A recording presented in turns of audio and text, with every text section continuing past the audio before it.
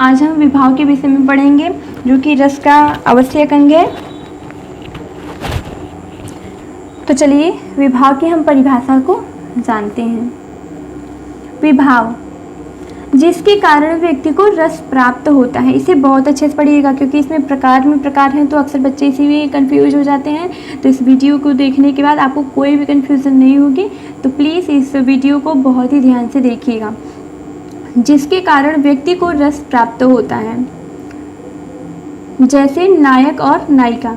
तो आप ये सोचेंगे यहाँ पे दो शब्द हमने लिख दिया है, तो कैसे रस की यहाँ पे प्राप्ति होगी, इन दोनों के कारण रस कैसे प्राप्त होगी। तो चलिए हम आगे डिटेल्स में आपको बताएंगे। विभाव के प्रकार। विभाव को हमने क्या पढ़ा है, इसकी परिभाषा को, जिसके कारण व्यक्ति को रस प्राप्त होता है, वही क्या है, विभाव है। हम देखते हैं विभाव के प्रकार। तो विभाव दो प्रकार के होते हैं। पहला है आलंबन विभाव, दूसरा है हमारा उद्दीपन विभाव। अब हम नेक्स्ट देखते हैं आलंबन विभाव, मतलब इन दोनों के प्रकारों को अलग अलग और डिटेल्स में पढ़ते हैं। तो पहला है आलंबन विभाव, जिस पर भाव अवलंबित रहता है। आलंबन विभाव का डेफिनेशन है जिस पर भाव अवलंबित रहता है। अवलंबित मतलब आश्रित रहता है, जिसका सहारा पाकर आलंबन विभाव जागृत होता है या उत्पन्न होता है या सामने आता है। तो जिस पर भाव अवलंबित रहे, आश्रित रहे, उसी को क्या कहते हैं, आलंबन विभाव। देखिए आलंबन विभाव दो प्रकार के होते हैं। अब देखिए यहाँ पे विभाव के प्रकार आलंबन विभाव, उद्दीपन विभाव। आलंबन प्रकार के भी यहाँ पे प्रकार हो गए हैं ना। आलंबन विभाव दो प्रकार के होते हैं, आश्रय आलंबन और विषय आलंबन। इसे हम आश्रय आलंबन या विषय आलंबन भी कहते हैं। तो यहाँ पे जब हम संधि कर देते हैं तो क्या हो जाता है, आश्रय आलंबन, विषय आलंबन। तो हम देखेंगे आश्रय आलंबन क्या होता है, जिसके मन में स्थायी भाव उत्पन्न हो। सॉरी यहाँ पे थोड़ा सा सिमट गया है, तो समझिएगा, हमने लिखा है स्थायी। आश्रय आलंबन जिसके मन में स्थायी भाव उत्पन्न हो। विषय आलंबन जिसके कारण स्थायी भाव उत्पन्न हो। अब देखिए आप ये सोचेंगे कि जिसके कारण स्थायी भाव उत्पन्न हो कैसे, तो हम बहुत ही अच्छे से और बहुत ही सरल उदाहरण में आपको ये समझाएंगे। हमने यहाँ पे लिखा है जैसे रोहन सांप को देखकर डर गया। अगर आप इस उदाहरण को अच्छे से समझ लेते हैं तो इसके पहले जो हमने ये सभी चीज़ें बताई, इन चीज़ों पे अगर आप फोकस नहीं करेंगे तब भी आपको लर्न हो जाएगा। फोकस करने का मतलब ये नहीं कि आप उसे ध्यान ही ना दें, मतलब इसे देखने के बाद आप अच्छे से समझ जाएंगे कि विभाव क्या है, आश्रय आलंबन। पहले तो हम आपको आश्रय आलंबन, विषय आलंबन के बारे में बताएंगे। तो चलिए, रोहन सांप को देखकर डर गया। अब देखिए रोहन सांप को देखकर डर गया, तो यहाँ पे आश्रय आलंबन क्या है और विषय आलंबन क्या है। सबसे पहले आलंबन क्या है इसे हम जानेंगे, तभी ना आलंबन के प्रकारों को जानेंगे। तो आलंबन में आपने जाना क्या होता है आलंबन का डेफिनेशन, जिस पर भाव अवलंबित रहता है, मतलब जिसका आश्रय पाकर, जिसका सहारा पाकर जो आलंबन विभाव है वो जागृत हो जाए। हमने कहा था जैसे विभाव में हमने नायक नायिका कहा था, तो आलंबन में यहाँ पे है कि जिसका सहारा पाकर अवलंबित रहता है जिस पर भाव, तो उसी को हम कहते हैं आलंबन विभाव। तो रोहन सांप को देखकर डर गया। तो यहाँ पर देखिए दो लोग हैं ना, एक रोहन और एक सांप, दोनों का सहारा पाकर दोनों पर डरने का भाव मतलब जिसके मन में स्थायी भाव उत्पन्न हुए। यहाँ पर जिस पर भाव का मतलब यहाँ पे स्थायी भाव अवलंबित रहे, तो जिस पर स्थायी भाव अवलंबित रहे। तो रोहन सांप को देखकर डर गया। तो इन दोनों का सहारा पाकर, दोनों पर आश्रित है ना आलंबन, ये दोनों नहीं होंगे तो स्थायी भाव कैसे जागृत होगा, नहीं होगा, यस नहीं होगा। तो हम देखते हैं रोहन और सांप। तो अब हम देखते हैं आश्रय आलंबन क्या है, विषय आलंबन क्या है। सबसे पहले हम आपको ये बताना चाहेंगे कि इसमें स्थायी भाव क्या है। तो यहाँ पर डरने की भावना है, सांप को देखकर डर गया, तो डरने की भावना जो है स्थायी भाव।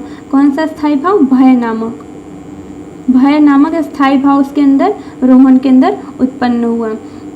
तो ये किस रस का है स्थायी भाव, भयानक रस। तो यहाँ पे इस पंक्ति में भयानक रस है। तो डरना मतलब भय नामक स्थायी भाव। तो अब यहाँ पे है आश्रय आलंबन, जिसके मन में स्थायी भाव उत्पन्न हो। तो जिसके मन में स्थायी भाव उत्पन्न हो तो वो क्या है, आश्रय आलंबन। तो हम हम देखते हैं रोहन सांप को देखकर डर गया, तो किसके मन में डर उत्पन्न हो रहा है? रोहन के मन में ना, तो रोहन आश्रय आलंबन हो जाएगा, आश्रय आलंबन। और उसका विषय क्या है, किस विषय का सहारा ले रहा है वो स्थायी भाव उत्पन्न करने के लिए रोहन? तो सांप। जैसे ये होता रोहन डर गया, किससे डर गया? तो उसमें विषय आलंबन तो कुछ होता नहीं है ना, तो यहाँ पे हम क्या किए हैं, रोहन सांप को देखकर डर गया, तो यहाँ पे है जिसको देखकर डरेगा, जिसके कारण स्थायी भाव उत्पन्न होता है वो होता है विषय आलंबन। तो सांप के कारण स्थायी भाव उत्पन्न हुआ, इसलिए ये विषय आलंबन। इसको हम बहुत ही शॉर्ट में बता रहे हैं, आपको ध्यान से सुनिएगा। आलंबन विभाव जिस पर भाव अवलंबित रहे उसी को हम कहते हैं आलंबन विभाव। अब आलंबन विभाव के दो प्रकार होते हैं, आश्रय आलंबन और विषय आलंबन। जैसे हमने यहाँ पे एक उदाहरण लिखा, रोहन सांप को देखकर डर गया, तो जिसके मन में स्थायी भाव उत्पन्न होगा वो हो जाएगा आपका आश्रय आलंबन, और जिसके कारण स्थायी भाव उत्पन्न होगा वो विषय आलंबन। और जो यहाँ पे जो वो क्रिया करेगा, डरने की क्रिया कर रहा है ना, तो वो स्थायी भाव हो जाएगा। चलिए अब हम देखते हैं उद्दीपन विभाव को। ये जो उद्दीपन विभाव है वो क्या है? विभाव का दूसरा प्रकार है। आलंबन विभाव पहला था, उद्दीपन विभाव दूसरा प्रकार है। तो उद्दीपन का मतलब होता है तेज करने वाला, उद्दीप्त करने वाला।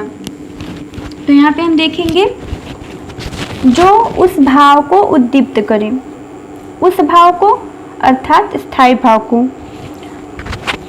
जो स्थायी भाव को उद्दीप्त करे अर्थात तेजी दे, वह उद्दीपन विभाव कहलाता है। जैसे देखिए यहाँ पे आपने ये पढ़ा कि वो सांप को देखकर डर गया, तो डरा तो, लेकिन इसके डरने की क्रिया में और ज़्यादा तेजी आ जाएगी, मतलब बहुत तेज डर जाएगा वो। कैसे डर जाएगा उसको हम देखते हैं। तो हमने यहाँ पे एक उदाहरण लिखा है, जैसे रोहन शेर की दहाड़ को सुनकर डर गया। तो देखिए रोहन शेर की दहाड़ को सुनकर डर गया।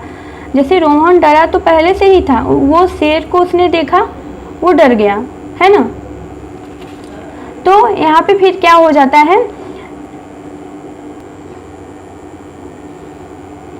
देखिए रोहन शेर की दहाड़ को सुनकर डर गया, तो आश्रय आलंबन, विषय आलंबन, उद्दीपन, स्थायी भाव, आलंबन विभाव सब हमने यहाँ पे आपको डिटेल्स में अलग अलग करके समझाया है। तो इसे अगर आप समझते हैं तो ना आपको विभाव के बारे में जो भी हमने इतना आपको बताया, उद्दीपन के बारे में बताया, वो नहीं आपको समझना होगा, ज़्यादा मेहनत नहीं करना होगा अगर इस उदाहरण को आप अच्छे समझते हैं। और देखिए रोहन शेर की दहाड़ को सुनकर डर गया, तो सबसे हम इसमें क्या करेंगे, सबसे पहले स्थायी भाव को ढूंढेंगे।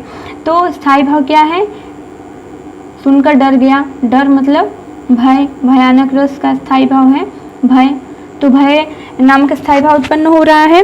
अब हम ये देखेंगे कि जिसके कारण स्थायी भाव हो रहा है ना, जिसके कारण व्यक्ति को रस प्राप्त होता है उसे हम क्या कहते हैं, विभाव। तो किसके कारण हुआ है, यहाँ पे विभाव कौन कौन है, कौन कौन है यहाँ पे,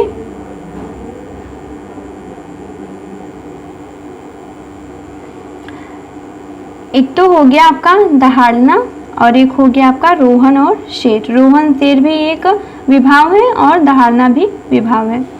तो रोहन और शेर, जैसे रोहन डर रहा है ना, रोहन के मन में स्थायी भाव उत्पन्न हो रहा है, ये आश्रय आलंबन। रोहन किसके कारण डर रहा है, शेर के कारण डर रहा है, ये विषय आलंबन हो जाएगा। तो यहाँ पर देखिए आलंबन हमने लिख दिया है, दोनों आलंबन है। आलंबन का प्रकार है आश्रय आलंबन, दूसरा है विषय आलंबन।